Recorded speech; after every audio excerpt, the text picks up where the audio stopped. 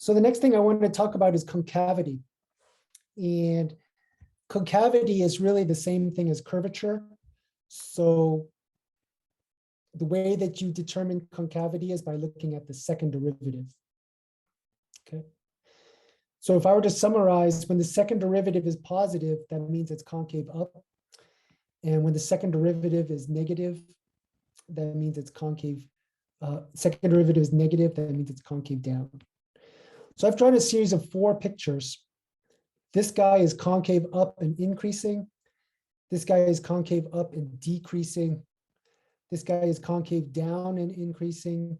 This guy is concave down and decreasing. It's all about looking at the second derivative. All right. So we have a test for concavity. Our test for concavity basically says, we look at the second derivative to determine the concavity. As I'm trying to tell you, if the second derivative is positive, positive things make you happy, so it's concave up. If the second derivative is negative, negative things make you sad, so it's concave down. So this is really what I use when I test for concavity. And earlier I had referenced the idea of an inflection point. An inflection point is when that concavity changes. When it changes from concave up to concave down, like in this picture right here, this is the x cubed graph. Do you see how it's concave down, and then at this point it switches to concave up? That point where it switches is the inflection point. This would be the negative x cubed graph. It's concave up here, and then it switches to concave down. So you can think of it as 3 levels. The first level is where you're at. The second level is it increasing or decreasing? And then the third level is like, is it concave up or concave down? And each of those corresponds with 0 derivatives, the first derivative or the second derivative. So the different derivatives gives us different information. First derivative talks about increasing, decreasing. Second talks about curvature and concavity. Okay. So I have an example over here. And the example that I have is we give you some function, and then you take the derivative of that function. That's the first derivative, and then you take the second derivative. And the second derivative gives you the concavity information. So just like earlier, I wanted to find, if I want to find the inflection points, I should set the second derivative equal to 0, and I should factor it. So here I took the second derivative, I factored it out. I got 2 is my critical, is my possible inflection point. Draw a little number line, here's 2.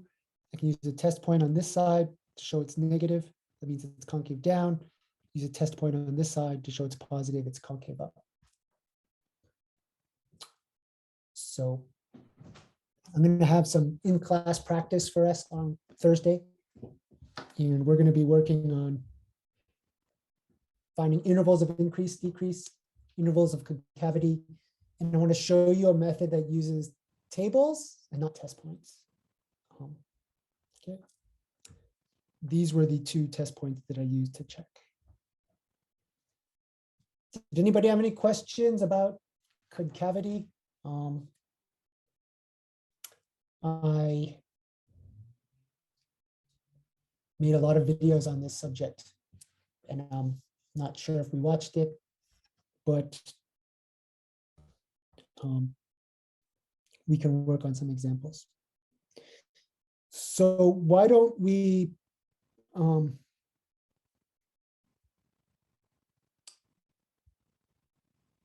I want to summarize the second derivative test, and then we want to practice using that. Okay. So I want you to imagine that we found a critical value, which is C right here. And then I want to use the second derivative test to determine whether this is a maximum or a minimum. just looking at this picture, if this is going to be C and you can see that it's concave up, doesn't that automatically look like a minimum? So the second derivative test works a lot like the first derivative test, except you plug it into the second derivative. Okay. Here's another picture. Here I have my critical values at C, but I know at C it's going to be concave down. Doesn't that look like a maximum to you? So when the second derivative is negative at the critical value, we have a maximum. When the second derivative is 0, the test is inconclusive. That may be a case where you have an inflection point. So this is like the x cubed case, where we did have an inflection point. Okay. So I worked out an example for you guys on video.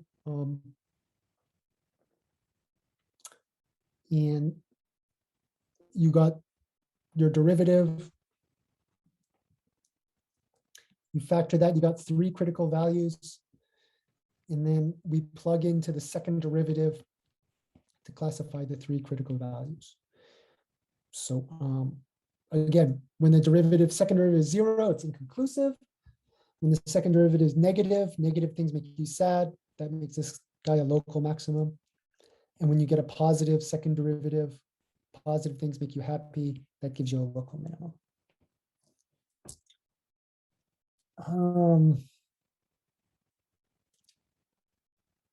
I'm worried that you feel like I didn't really teach you anything and I just pointed at stuff on an iPad here. I think I don't want that to be the case. I think I should lead you through an example. So here's what I want you to do. I want you to calculate G prime first. And then after you've calculated that, I want you to calculate G double prime. And then, so that'll be the first thing we're going to do. And then the second thing we'll do is we're going to find the critical values.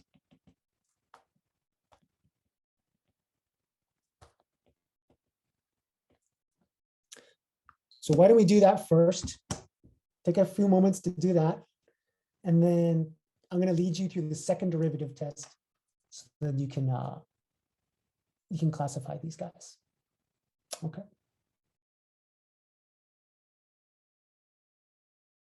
Okay. I hope that was enough time for you to find the critical values. So when I take the first derivative, you're going to get 3x squared plus 4x cubed, right? And then for the second derivative, we're going to get 6x plus 12x squared. Hopefully that makes sense to everybody. And what I want to do now is I want to find the critical values next. So to find the critical values, I'm going to set the first derivative equal to 0. I can put in a c and I can solve it. So in this particular case, that's going to be 3 times c squared plus 4 times c cubed is equal to 0. I want to pull out the greatest common factor, which would be a c squared. So this will be c squared times 3 plus 4c equal to 0. And this tells me that one critical value I have is c equal to 0. And the other critical value I'd have is c equal to -4/3. Is there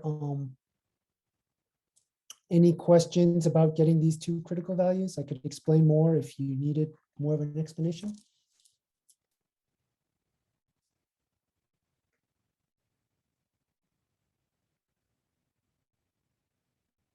No explanation needed? Great.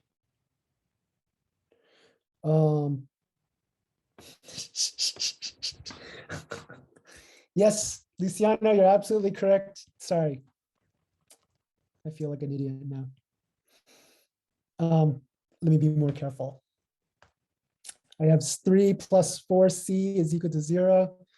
This gives you 4c is equal to -3. This gives you c is equal to -3/4. So clearly an error. Thank you for watching me, sir. Next, we want to run the second derivative test.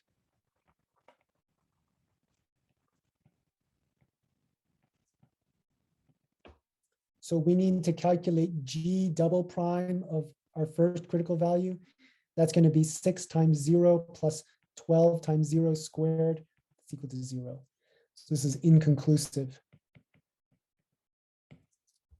That might be an inflection point. Okay. The second thing we have is going to get G double prime of -3/4. And that's going to give me 6 times -3/4 plus 12 times -3/4 squared. Okay. So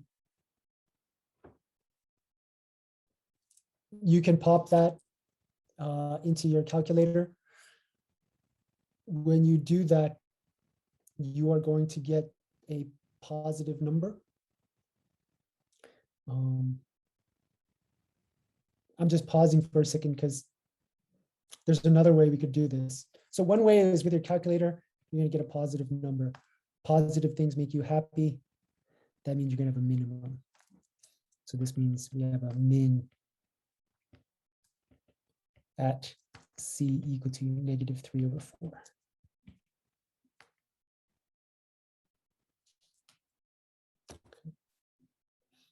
But the other way that you could kind of do it is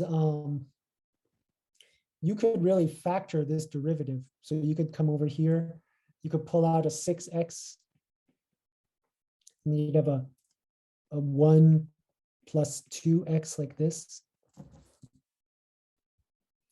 So instead of using your calculator to do this, another way we could do it, we could analyze each of the factors. This is more along the lines of what I want to work on Thursday with you, but I think I should introduce it now. So if I want to look at 6x and 1 plus 2x like this, and I want to see the sign when I plug in a -3/4. So I want to have 6 times -3/4. That's the first factor I'm going to look at. And then the second factor I'm going to look at is 1 plus 2 times -3/4 like this. That's the second factor. And I just care about the sign of these guys. So the sign of this guy is going to be a negative number, right? The sign of this guy, if you think about it, that's -6/4. -6/4 plus 1, that's also going to be a negative number. So when you have a negative times a negative, that gives you a positive number, which is greater than 0. So this way is you looking at the signs of factors. And this way is straight plugging it in and seeing the sign. And I want us to be able to kind of work with both methods, I guess.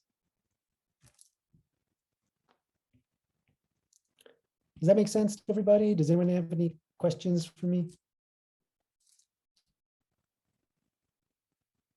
All right.